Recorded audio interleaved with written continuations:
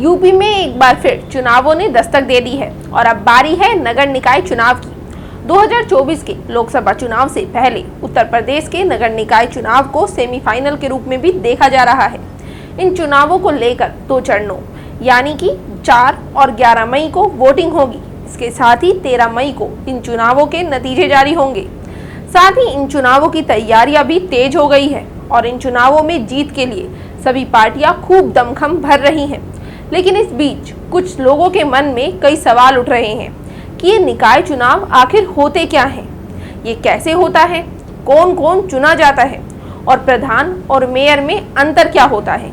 तो अगर आपके मन में भी ये सवाल उठ रहे हैं तो परेशान होने की कोई ज़रूरत नहीं है, क्योंकि आज हम इस खबर में आपके इन सभी सवालों के जवाब देंगे। तो चलिए शुरू करते हैं चर्चा यूपी निकाय चुनाव की। नमस्कार, मैं पिंकी सहगल, आप देख रहे हैं पैंकर न्यूज़।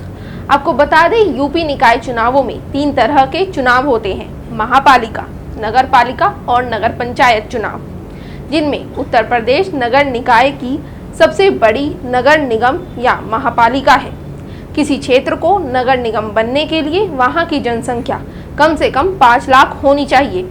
नगर निगम के प्रमुख को महापौर या मेयर कहा जाता है, यानी नगर निगम चुनाव में मेयर या महापौर चुना जाता है।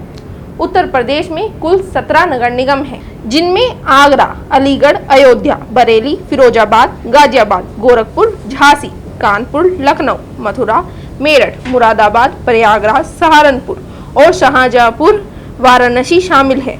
इनमें शाहजहांपुर को हाल ही में नगर निगम की श्रेणी में लाया गया है।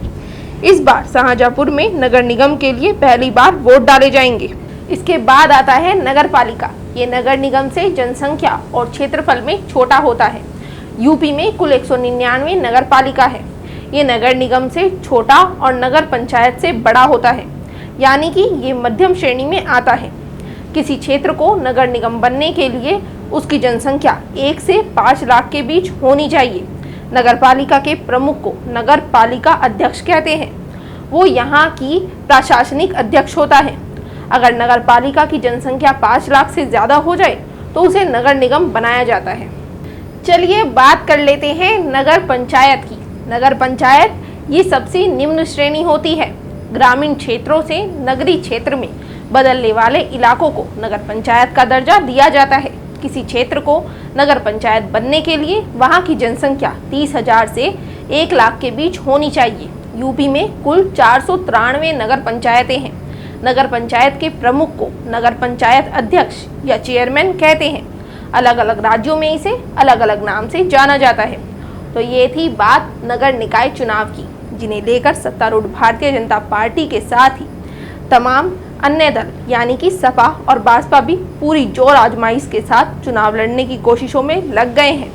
अब देखना ये होगा कि इन चुनावों में कौन बाजी मारता है और किसके हाथ खाली रह जाते हैं। हमारी आज की इस स्पेशल रिपोर्ट में बस इतना ही। उम्मीद है आपको हमारी दी गई ये जानकारी अच्छी लगी होगी। अभी के लिए मुझे दीजिए इजाजत।